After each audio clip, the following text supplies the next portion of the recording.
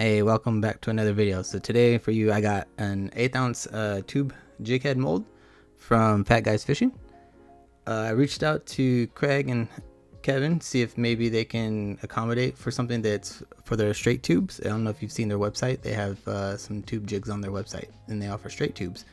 Well, doing some research, they didn't really have a diameter size for an 1/8 ounce that fit. So when I emailed them, Kevin right away called me back and says, hey, you know what, we can try to see if we can make something for you that will fit those diameters, and this is what we got.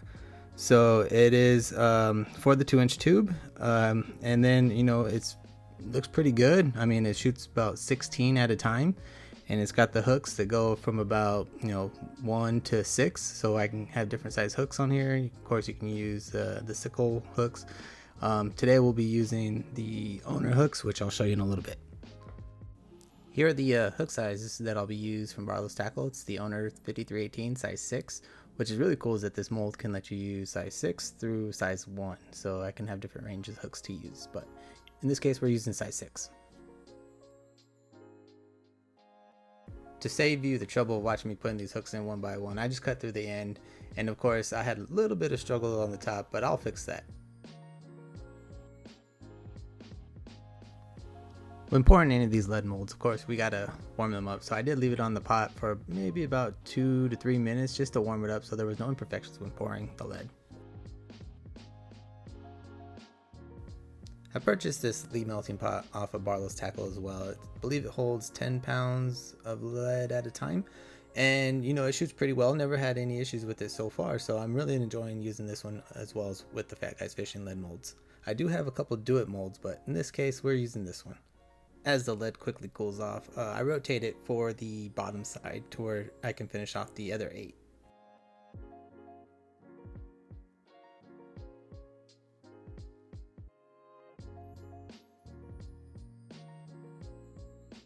Alright, let's check out what we have here.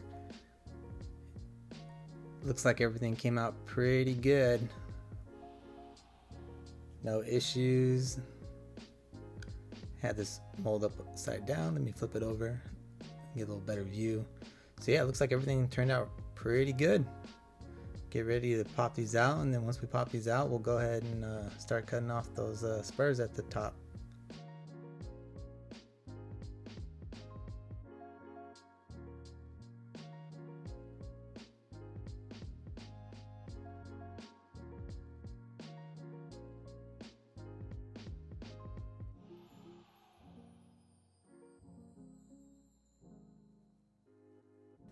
Here's the Fat Guys Fishing mold that I have for the 2-inch straight tube. This will fit perfectly for those jig heads that were just poured. I've only shot this mold once, but it makes 20 tubes for one shoot, which is pretty nice. It doesn't take up too much plastic either. And I'm really looking forward to the trout season to try out some of the jigging with these tubes that I'll make.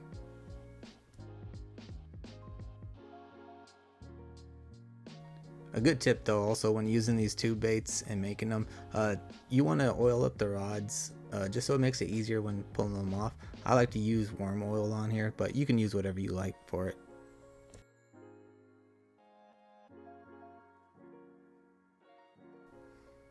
I had some transparent plastic that I shot on those tube molds just to kind of see an idea of what it'll look like. I have one that I cut up using some razor blades, and then here's just one that hasn't been cut up, but this is what it looks like when it's completed. There's plenty of different ways to rig a tube, of course, but usually I'm just kind of doing the easy method right here. Go straight from the back, pop out the eyelet through the front once I get to the very tip of that tube.